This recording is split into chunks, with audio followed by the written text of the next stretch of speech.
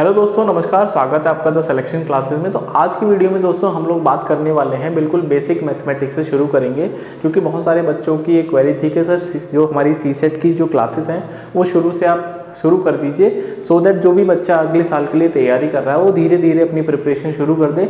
मुझे पता है कि जो सीसेट की रिक्वायरमेंट है बच्चों को लास्ट महीने ही समझ में आती है, या उसको लगता है कि यार अब सीसेट में कुछ पढ़ लेना चाहिए, लेकिन मैं आपको सही बात बताऊं तो आपको थोड़ा डेली पढ़ना चाहिए, सो दैट जब आपका एग्जाम होगा अगले साल, कोई भी एग्जाम हो, चाहे हम कोई भी स्टेट पीसीएस की बात करें, यूपीएससी की बात करें, तो ये एक ऐसा सेक्शन है दोस्तों हर जगह जो कि पूछा ही जाता है, ठीक है। और बिना सीसेट के आप कोई भी एग्जाम को, जो प्री का एग्जाम है, खासकर जो पीसीएस एग्जाम है, उसमें आप नेक्स्ट लेवल पे नहीं जा सकते, ठीक है। तो चलिए शुरू करते हैं आज की क्लास में। तो आज की क्लास दोस्तों हम बात करेंगे वैदिक मैथमेटिक्स के बारे में। वैदिक मैथमेटिक्स का मतलब है कि कुछ ऐसी गणित जो कि आपको कहीं ना कहीं कैलकुलेशन को इम्प्रूव करने में काम आती है, ठीक है। तो क्योंकि यदि आपकी कैलकुलेशन अच्छी होगी तो आप जो क्वेश्चन है उसको कम समय में लगा पाएंगे, और आपको स्क्वायर मल्टीप्लाई वगैरह करना मैं यहाँ पे सिखाऊंगा, सो दैट आप अपनी कैलकुलेशन पे धीरे धीरे काम करेंगे तो डेफिनेटली जो आपकी कैलकुलेशन स्पीड है वो बढ़ जाएगी। तो आज मैं दोस्तों आपको स्क्वायर करना सिखाऊंगा, जिसको वर्ग बोलते हैं, ठीक है। तो वर्ग करने का हम तरीके सीखेंगे, और एक ही तरीका सिखाऊंगा जिससे कि आपको सारे के सारे नंबर जो कि एग्जाम के रिलेवेंट हैं, ऐसा नहीं है कि कोई भी ऊट पटांग सा आप मुझे स्क्वायर पूछने लगे कमेंट में। ये जो मैं आपको चीज़ें बता रहा हूँ एग्जाम पॉइंट ऑफ व्यू से बता रहा हूँ, तो वो सब चीज़ें करेंगे जो कि एग्जाम में काम आती हैं, जो कि एग्जाम में पूछी जाती हैं, ठीक है। तो चलिए शुरू करते हैं आज की क्लास में।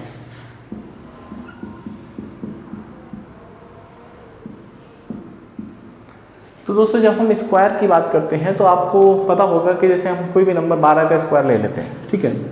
तो 12 का स्क्वायर आप सबको पता होगा 144 होता है। मैं आपको दोस्तों एक बात बता दूं, यदि आपको कोई भी एग्जाम लिखना है या उसको जहाँ पर मैथ्स इंपॉर्टेंट है, तो आपको कम से कम 25 तक स्क्वायर आपको याद होने चाहिए मौखिक रूप से, ठीक है। तो जितने ज़्यादा स्क्वायर आपको याद होंगे उतना आपका भला होने वाला है। तो मैं तो ये रिकमेंड करूँगा कि यदि हम स्क्वायर की बात करें तो कम से कम 25 तक के स्क्वायर आपको याद होने चाहिए।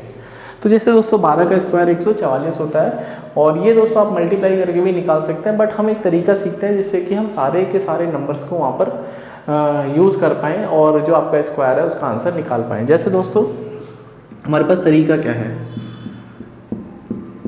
तो आपको 12 के आसपास एक ऐसा नंबर सोचना है जो कि 0 पे अंत होता है। तो कुछ बच्चों के दिमाग में 20 आएगा, कुछ बच्चों के दिमाग में 10 आएगा। मैं आपको बता दूं दोस्तों, आपको सबसे नज़दीक वाला नंबर लेना है, तो इसका मतलब यहाँ पे जो नज़दीक वाला नंबर हो वो 10 होगा। अब दोस्तों मैं यहाँ पे 10 का स्क्वायर लिखूंगा। अब नेक्स्ट स्टेप में आपको ये सोचना है कि 12 का स्क्वायर 10 से ज़्यादा होगा, 10 के स्क्वायर से कम होगा, तो ऑफकोर्स ज़्यादा ही होगा, तो हम यहाँ पे दोस्तों प्लस का साइन लगाएंगे, ठीक है। इतनी बात समझ में आती है। अब दोस्तों ये जो मैंने दो नंबर लिखे हैं 12 और 10, एक बार तो आपको इनका अंतर लेना है, अंतर मतलब बड़े में से छोटे को माइनस करना, और एक बार दोस्तों इनको प्लस करना है, ठीक है।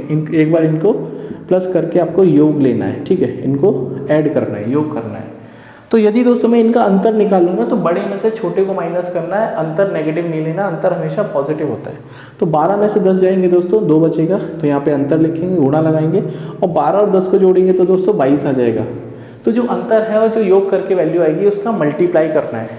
अब दोस्तों फाइनल आंसर कितना हो जाएगा, 10 का स्क्वायर कितना होता है दोस्तों 100, और 22 इंटू 2 44, तो 144 इस सवाल का सही उत्तर है, जो कि हमको पहले ही पता है 12 का स्क्वायर 144 होता है। मुझे पता है आपको थोड़ा सा समझ में नहीं आया होगा, बट प्लीज़ कंटिन्यू करना, वीडियो ज़्यादा लंबी नहीं रखेंगे, आपको ये मेथड बिल्कुल सीखने में भी आएगा, और बाद में आप इसको ट्राई भी करेंगे तो मज़ा भी आएगा आपको करने में। अब जैसे एक और नंबर लेते हैं, 23 का स्क्वायर करते हैं, ठीक है। तो दोस्तों जब हम 23 का स्क्वायर करेंगे तो इसके आसपास ऐसा नंबर जो कि 0 पे अंत होता है वो है 20।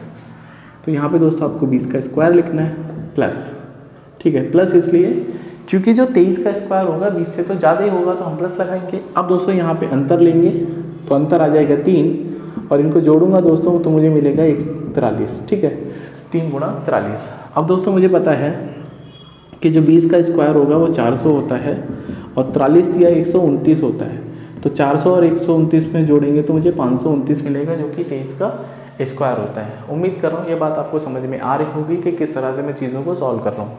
जैसे दोस्तों एक और एग्जाम्पल लेते हैं, हमने लिखा है 49 का स्क्वायर। अब दोस्तों 49 के आसपास ऐसा नंबर जो कि 0 पे एंड होता है वो है 50, तो आपको दोस्तों यहाँ पे 50 लिखना है, स्क्वायर करेंगे। अब 49 का स्क्वायर 50 से कम होगा या ज़्यादा होगा तो आपका जवाब होगा सर नेगेटिव होगा, कम होगा। ठीक है, तो जब 50 का स्क्वायर मतलब 49 का स्क्वायर 50 से कम होगा तो माइनस का साइन लगाएंगे। तरीका वही है, इनके बीच में अंतर कितना आएगा 1, और इनको जोड़ के दोस्तों कितना आएगा, दैट इज़ 99। ठीक है, 50 और 49 99 होता है। अब करना क्या है दोस्तों, 50 का स्क्वायर 2500 माइनस 99, तो 2401 इस सवाल का सही उत्तर है। ठीक है, तो ये सब चीज़ें आपको थोड़ा सा इजी लगेंगी, क्यों? क्योंकि आपको बार बार मल्टीप्लाई नहीं करना पड़ेगा, और जिन भी नंबर के पीछे जीरो आता है उनको स्क्वायर करना हमेशा आसान होता है। ठीक है, जैसे आपसे कोई पूछते हैं 90 का स्क्वायर कितना होगा, तो आप तुरंत बता दोगे 81। यदि आपसे कोई पूछे 89 का स्क्वायर कितना होगा, तो आप खेलने लगोगे। ठीक है, तो आपको खेलना नहीं है, सिर्फ आपको सोचना है कि लॉजिकली मैं आपको क्या बात बताना चाहता हूँ कि जब भी आपको कोई भी नंबर का स्क्वायर करना है तो आपको आसपास एक ऐसा नंबर ढूंढना है जो कि जीरो पे एंड होता है, और उसके बाद ये प्रोसेस को अप्लाई करना। चलिए और सवाल लेते हैं, सो दैट आप इन चीज़ों को और भी बेहतर तरीके से समझ पाओ। अब जैसे मेरे दिमाग में आ गया 63 ले लेते हैं, तो 63 का स्क्वायर दोस्तों 60 के आसपास है। अब 63 का स्क्वायर ज़्यादा होगा 60 से, इन दोनों का अंतर कितना होगा 3, इन दोनों को जोड़ने पर दोस्तों आपको कितना मिलेगा 123। तो 60 का स्क्वायर 3600 प्लस, और ये दोस्तों आ जाएगा 369। ठीक है, तो ये कितना हो जाएगा 3969। तो 63 का जो स्क्वायर है वो 3969 हो जाएगा। इतनी बात आई थिंक आपको समझ में आ रही होगी। नेक्स्ट हम करते हैं जैसे 79 का स्क्वायर, तो 79 के आसपास ऐसा नंबर जो जीरो पे एंड होता है वो है दोस्तों 80। तो यहाँ पे दोस्तों हम 80 का स्क्वायर लिखेंगे। अब यहाँ पे माइनस साइन लगाएंगे, क्योंकि जो 79 का स्क्वायर है वो 80 से कम आएगा, तो माइनस साइन लगाएंगे।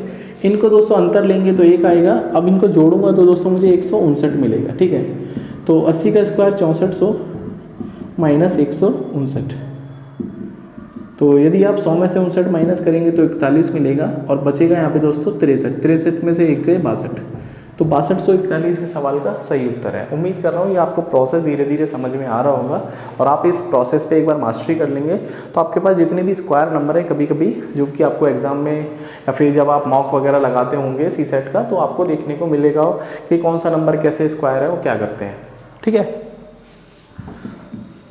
एग्जाम में दोस्तों डायरेक्ट स्क्वायर करने को नहीं आएगा, एग्जाम में स्क्वायर की कुछ एप्लीकेशन हो रही होगी, सो दैट आप इस चीज़ को यूज़ कर पाएँ। ऐसे थोड़ी पूछेगा एग्जाम में कि 99 का स्क्वायर कितना होगा, उन स्क्वायर्स का कुछ ना कुछ एप्लीकेशन होगा, सो दैट आप उन चीज़ों को वहाँ पे बेहतर तरीके से लगा पाएंगे।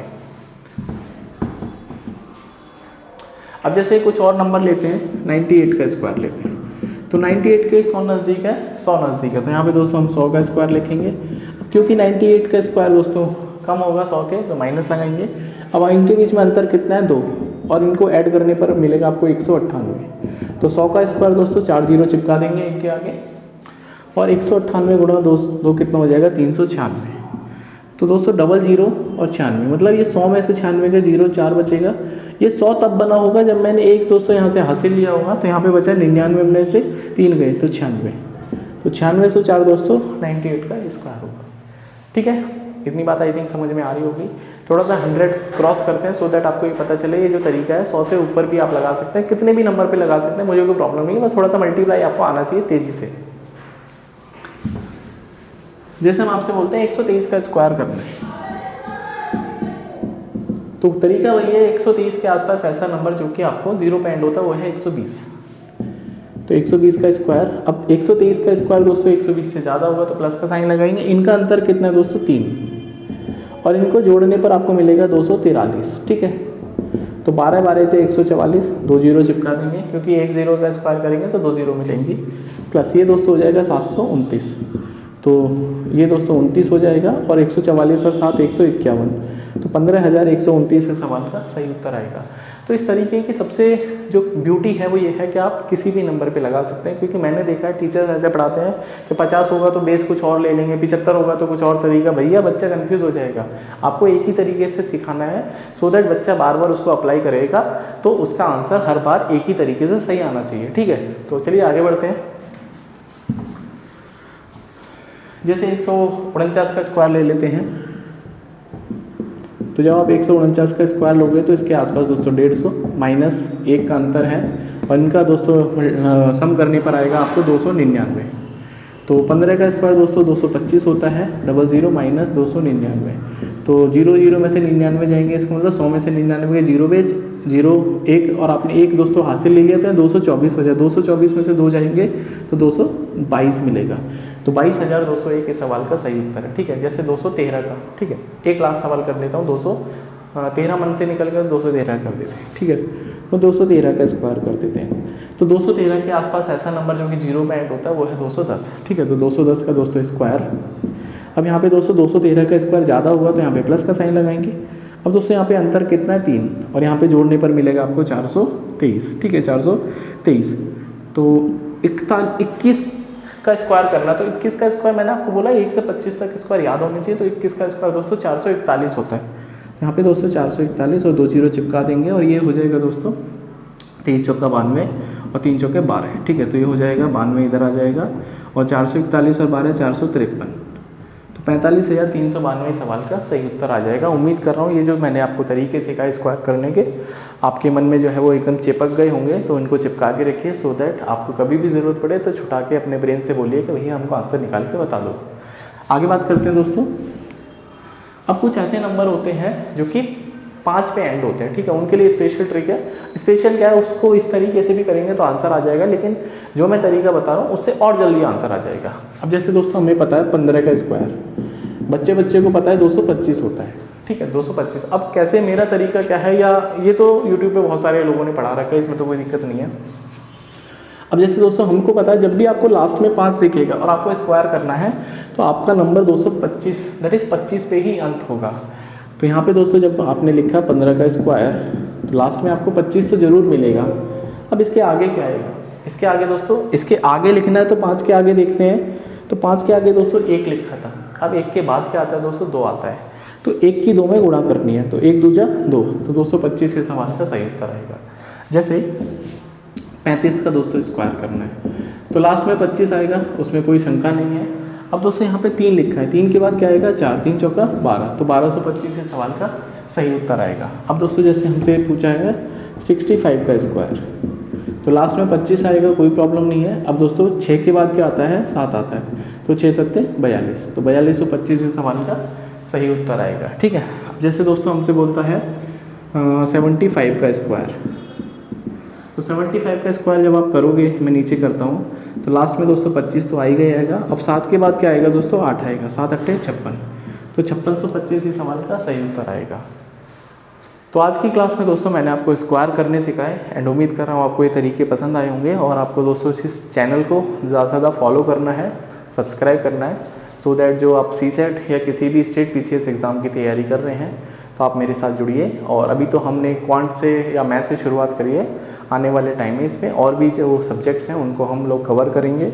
तो बस पढ़ते रहिए, खुश रहिए, एंजॉय करिए। शुरू से तैयारी शुरू करेंगे तो अंत में आपको रिलैक्स फील होगा कि यार ये तो मुझे आता है। ठीक है, तो लास्ट मोमेंट पे रश जब भी करोगे, भागोगे, तो एक्सीडेंट या फिर खतरे के चांसेस ज़्यादा होते हैं। तो मिलते हैं नेक्स्ट वीडियो में, इसके आगे की बात करेंगे वैदिक मैथमेटिक्स में। तो ये वैदिक मैथमेटिक्स की क्लास 1 थी, अब हम क्लास 2 के लिए आगे बढ़ेंगे। तो अपना ध्यान रखिए, चैनल को सब्सक्राइब कर लेना, और वीडियो दोस्तों पसंद आती है तो लाइक और शेयर भी कर देना।